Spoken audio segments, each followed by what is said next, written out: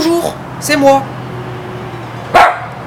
On se retrouve pour la troisième vidéo de notre périple au Laos.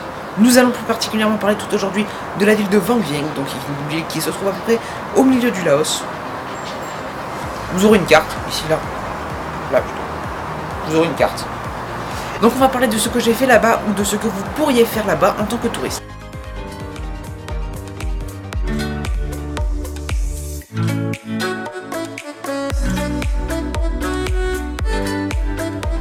Tout d'abord, il faut savoir que quand moi j'y suis allé, il faisait un temps dégueulasse. Il pleuvait tous les jours, mais normal, en même temps c'était la mousson.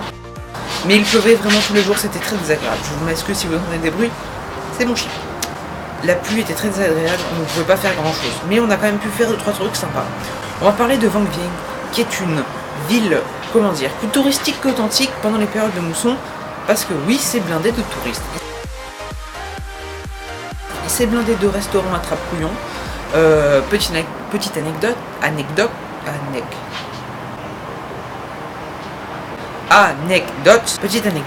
Donc premier jour, nous arrivons là-bas, nous allons manger à un restaurant, et qu'est-ce qu'on remarque? Que en fait le serveur est parti acheter des nouilles, il est parti acheter des nouilles dans le magasin d'en face pour nous les cuisiner.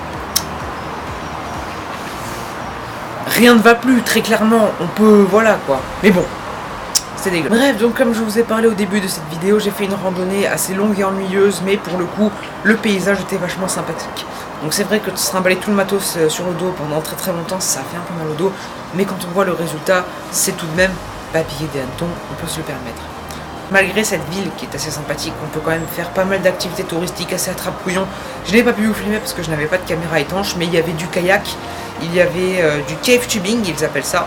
Donc en fait, ils gonflent une chambreur de camion, on s'assoit dedans, on se met dans un ruisseau, et le ruisseau, enfin l'air quoi, et ben nous emmène jusqu'à bon port. On a visité un peu les grottes comme ça. Donc j'ai pas pu prendre de caméra, j'aurais bien aimé prendre une caméra de sport, donc une action cam, donc j'en avais pas malheureusement.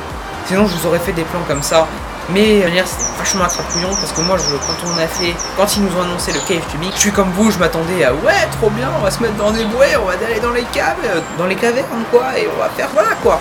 Sauf que non. En fait on a remonté un courant d'une rivière avec une corde, on allait visiter les grottes, glisser, pieds nus, voilà, bref. Malgré ça, il y avait quand même d'autres activités. Il y a bien évidemment le lagon bleu qui lors de la période de la mousson est marron. Logique. Et il y a aussi, ils appellent ça les ziplines, donc c'est de la tyrolienne. C'est un immense parcours de tyrolienne qui doit faire 10 dizaines à peu près de tyroliennes pour le plus grand. Et c'est des grosses tyroliennes vraiment très très longues.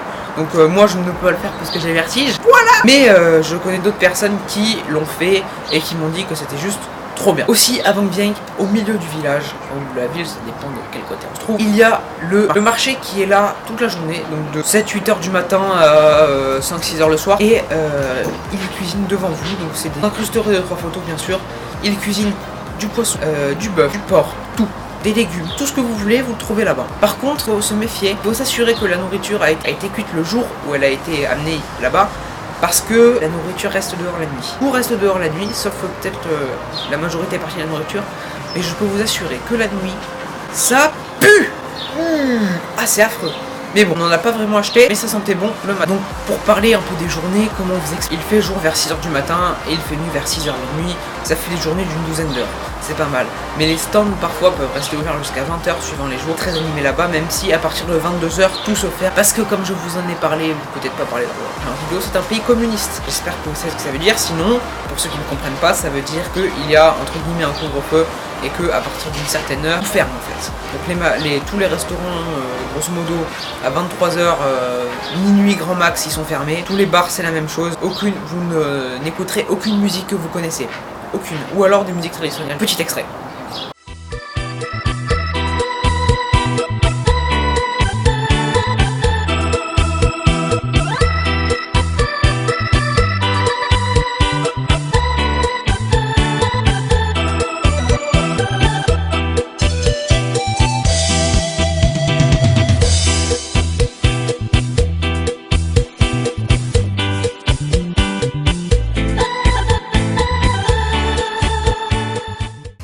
Bref, malgré cela, Vang Vieng était une petite ville assez sympathique dans le fond, même si j'ai pas pu faire tout ce que j'aurais espéré faire.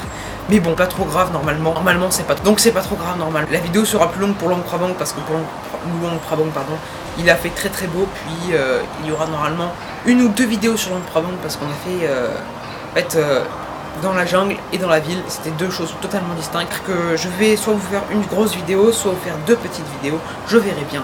Mais cette vidéo sera plus courte parce que nous n'avons pas fait énormément d'activités dans le sens où vers 15-16 heures il commençait à pleuvoir et ça s'arrêtait le soir. Limite c'était la nuit et je sais pas trop où prendre ma caméra parce que je me disais ouais mais elle va prendre l'eau, elle va crever, puis c'est pareil pour le stabilisateur, déjà j'ai des petits problèmes, on verra ça dans une prochaine vidéo, une vidéo bonus où je vous présenterai mon matériel. Vous comprendrez pourquoi en rapport avec la vidéo et l'humidité. Ça va. Voilà, donc c'était tout pour cette deuxième vidéo sur le Laos. Nous avons parlé de la ville de Vang Vieng, qui est une ville sympathique, mais nous ne pouvons pas faire énormément d'activités lors de la période de la mousson. Mais si vous voulez vraiment faire beaucoup d'activités là-bas, je vous conseille d'y aller dans la période sèche, dans la saison sèche et la saison humide, c'est les tropiques, tout ça, je sais la gueule. C'est à peu près vers janvier-décembre, là où il fait vraiment le plus chaud. En termes de température, même si en termes de ressenti, nous, il a fait extrêmement chaud à cause du taux d'humidité qui était quasi à 100%. Donc si vraiment vous voulez partir au Laos et que vous n'aimez pas trop qu'il pleuve tous les jours, je vous conseille plutôt d'y aller hors période de la mousson, donc vers janvier-décembre. Parce que là-bas, il n'y a que deux saisons. Il y a la saison sèche, saison humide, je viens d'en parler. J'essaye vraiment d'aller lors de la saison sèche si vous comptez faire le plus d'activités possible dans l'année. Et sinon, une journée type, donc nous avons fait kayak, repas, cave tube et encore kayak pour rentrer, ça a coûté environ 50 € je crois, alors que si vous faites ça en France, vous en avez pour 3 fois plus. Voilà, surtout qu'on était 3. Bref. Donc j'espère que cette petite vidéo sur Vang Vieng vous aura plu. N'hésitez pas à laisser votre avis en pouce bleu ou en commentaire. Si vous avez des conseils pour améliorer nos vidéos, n'hésitez pas. À la prochaine. Ciao.